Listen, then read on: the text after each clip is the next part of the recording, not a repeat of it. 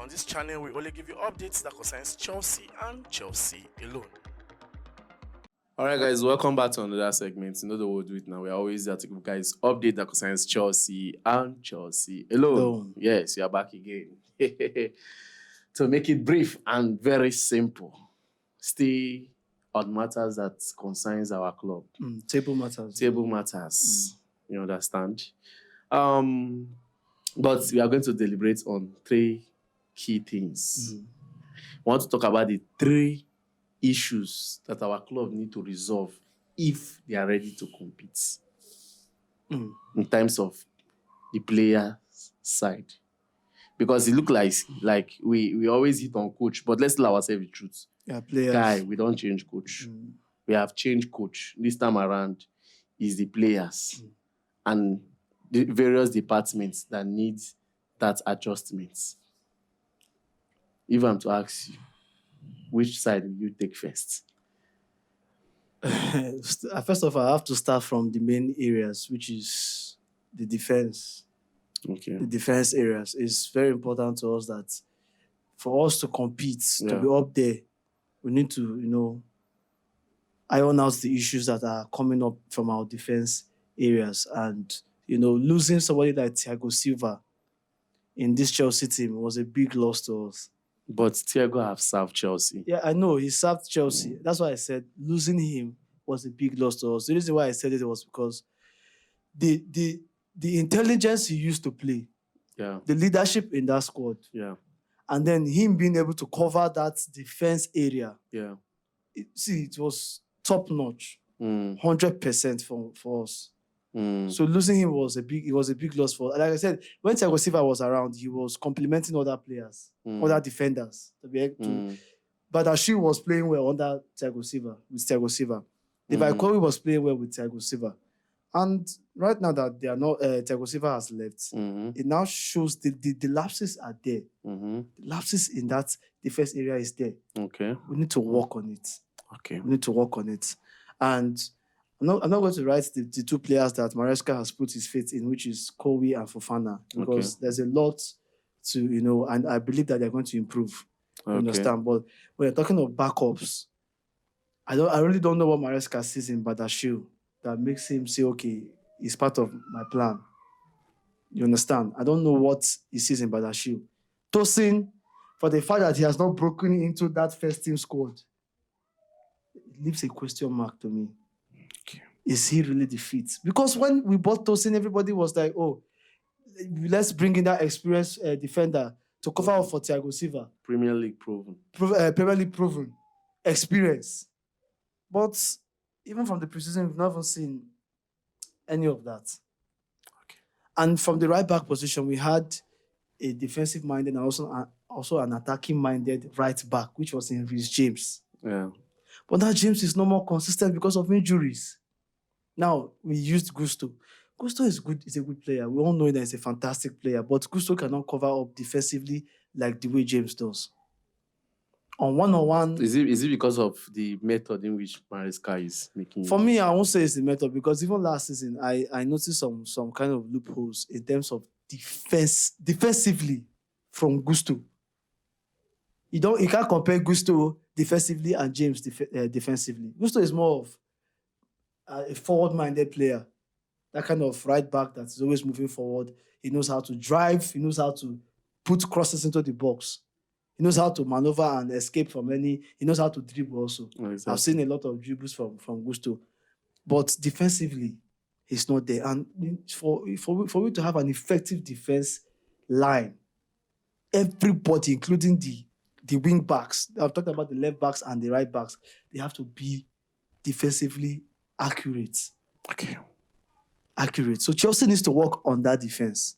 Maybe drills from the coach in the training side. All I know, they have to sit up. They have to sit up. Cucurella, for me, is doing a great job. For me, I don't have any complaints towards him. He's doing a great job. I was even saying something like, I would like to see him operate more offensively. Okay. But the defensive area of Cucurella is top-notch. Okay. So that, for me... That's the first area. The first area, the defense areas. The second area. Second area, of course, we know. Obviously, the midfield, the midfield, and just like what I was trying to say, or I don't know if I said it in the last video, but I'll say it again. Let us forget the fact that maybe we spent a whole lot of money on a particular midfielder, and because of that, we must fuse that midfielder. A set.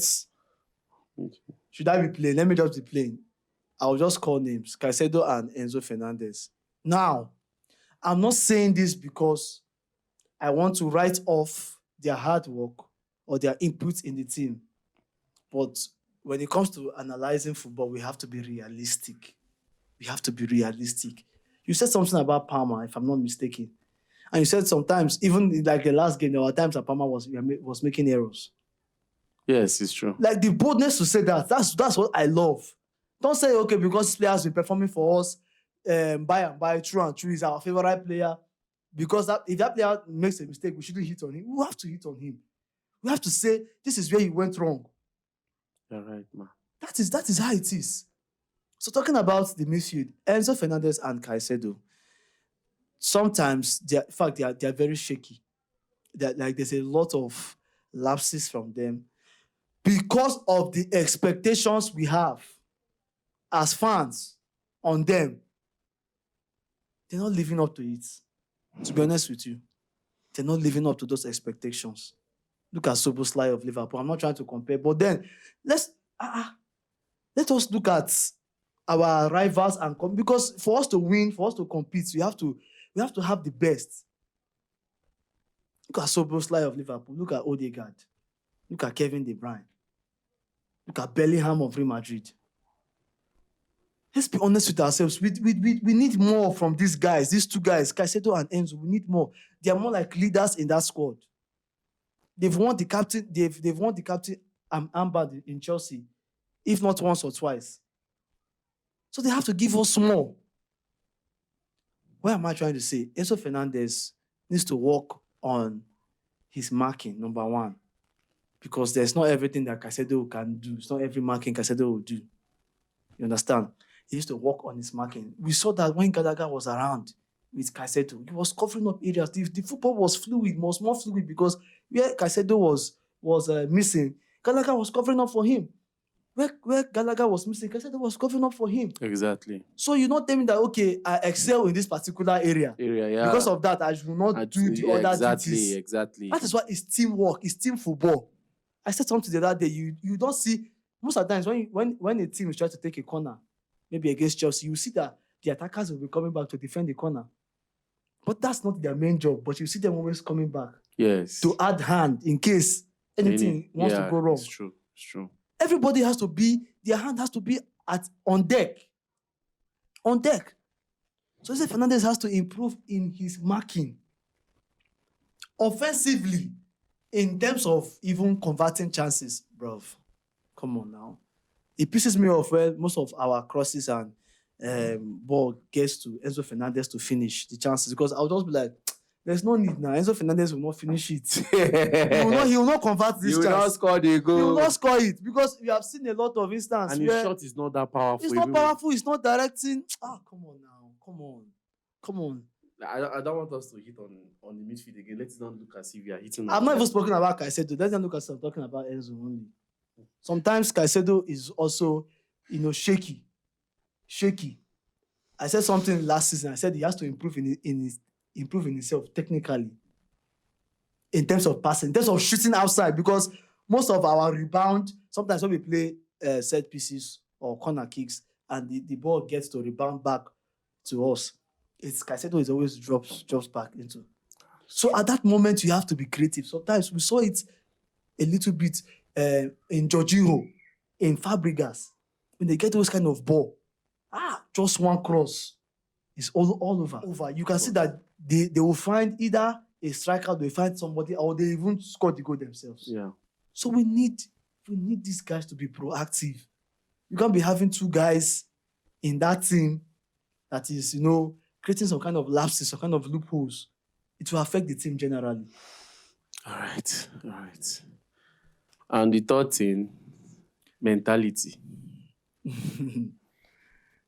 The third area, yes, mentality is part of it, but we are talking about the positions, and we spoke about defense, midfield, and I will say it, and I will keep saying it. The last part for me is the striking position, of which I know that Chelsea did not try, because in this last transfer window, Osimhen, you didn't buy Osimhen. You should have gotten an alternative. You'd have gotten an alternative. Because, see, there's nothing that people talk about Jackson will improve. I was one of those guys that said, okay, Jackson will improve. But, see, there is this thing you're looking for in a striker. And I will not really use words to, describe. But I'll just tell you guys, go and watch Erling Haaland. I'm not saying that we should have a striker that is exactly like Erling Haaland. But at least... be clinical. Somebody that is a terror to defense. Look at Haaland's, I think that was his third goal against, is it West Ham? The one that he dribbled the goalkeeper. See, you can't even count on Jackson on that chance. You can never count on Jackson. Jackson might end up dribbling the goalkeeper, quite all right. But finishing the chance is another problem. It's another problem.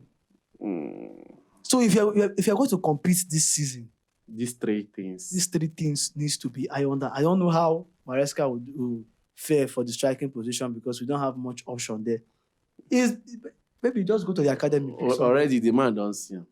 That's why I say that January they will see what will happen during the January transfer.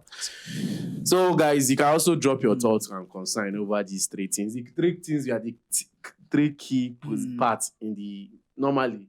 We must talk about the defense, talk about inside them. We need to dissect on players the way they make some errors inside, which we have deliberated on.